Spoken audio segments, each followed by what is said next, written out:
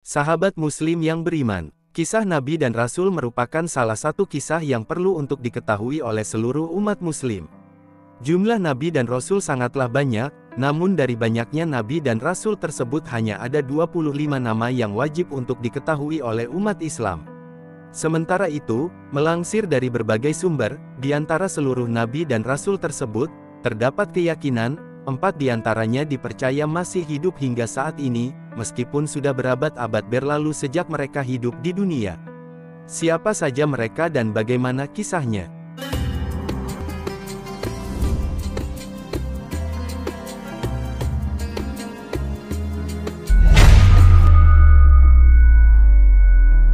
Nabi Khidir. Nabi Khidir mungkin asing bagi sebagian orang, karena namanya memang tidak masuk dalam daftar 25 Nabi dan Rasul yang wajib diimani. Ia sendiri dikenal sebagai sahabat Nabi Musa alaihi salam. Nabi Khidir sudah ada di dunia sejak tahun 322 sebelum Masehi dan diyakini masih hidup hingga kini. Dikatakan bahwa Nabi Khidir meminum Ainul Hayat, atau mata air keabadian di bawah arahan Allah Subhanahu wa Ta'ala. Hal ini yang membuatnya berumur panjang. Dalam tradisi Islam, Nabi Khidir dianggap masih hidup dan berkeliling di dunia. Kisahnya sering dihubungkan dengan Nabi Musa dalam Al-Quran, yang mana Nabi Khidir dikenal sebagai figur yang memiliki pengetahuan laduni. Nabi Khidir, yang dikenal sebagai Baya Putra Malkan, adalah keturunan Nabi Nuh alaihi salam melalui jalur Sam dengan kunyah Abul Abbas. Adapun gelar Khidir yang disematkan kepadanya dalam Islam merujuk pada julukan atau lakap. Sebutan Khidir sendiri berasal dari kata al-khidir, yang berarti seseorang yang memiliki kesan atau aura hijau. Meskipun tidak ada catatan sejarah yang jelas tentang keberadaannya saat itu, banyak yang mempercayai bahwa dia masih hidup dan muncul di waktu-waktu tertentu untuk memberikan petunjuk kepada orang-orang soleh di seluruh dunia. Beberapa ulama yang meyakini Nabi Khidir masih hidup antara lain adalah Imam Nawawi, Al-Hafiz Ibnu Hajar Al-Asqalani, Ibnu Salah, As-Salabi. Mayoritas ulama tersebut mengatakan, kami tidak menyatakan bahwa Nabi Khidir akan kekal. Tetapi ia hanya akan tetap ada, hidup, sampai akhir dunia. Manakala sangkakala telah ditiupkan, maka ia akan mati, sebagaimana firman Allah, tiap-tiap yang berjiwa akan merasakan mati. Quran Surah Al-Anbiya, 35. Nabi Ilyas. Dalam agama Islam, Nabi Ilyas yang diutus untuk Bani Israel juga dianggap masih hidup.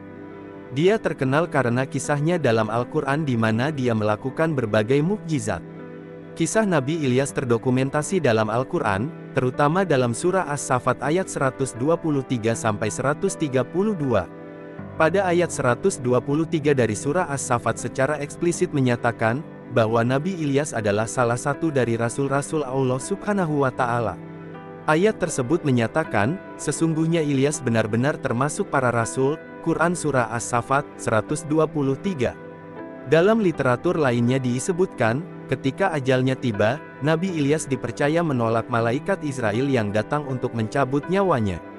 Meskipun Nabi Ilyas siap meneruskan dakwahnya, Nabi Ilyas merasa sedih dan enggan meninggalkan dunia.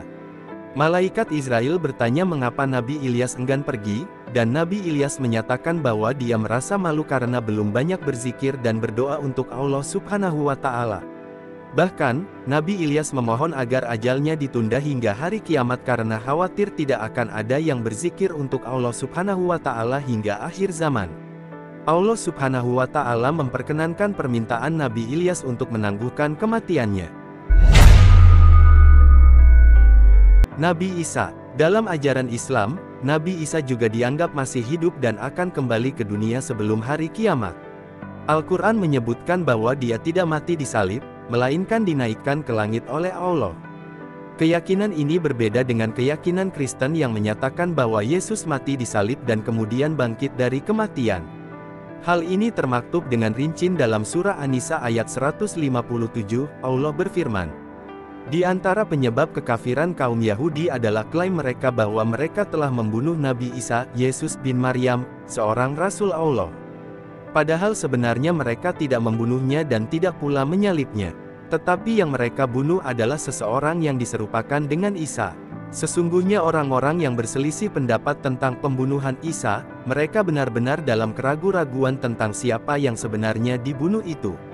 Selain itu, merujuk pada pendapat Ibnu Taimiyah menjelaskan bahwa Nabi Isa diketahui masih hidup dan berada di langit. Ketika beliau turun kembali ke dunia, beliau akan memerintah dengan hukum yang terdapat dalam Al-Quran dan Sunnah, tanpa menambah atau mengurangi sesuatu yang bertentangan dengan dua sumber utama itu. Selain itu, terdapat hadits Bukhari yang menyatakan bahwa Nabi Muhammad SAW menyebutkan, bahwa Nabi Isa masih hidup. Demi jiwaku yang berada di tangannya, sungguh dekat sudah saatnya Nabi Isa ibnu Maryam, alaihissalam turun ke dunia sebagai seorang hakim yang adil.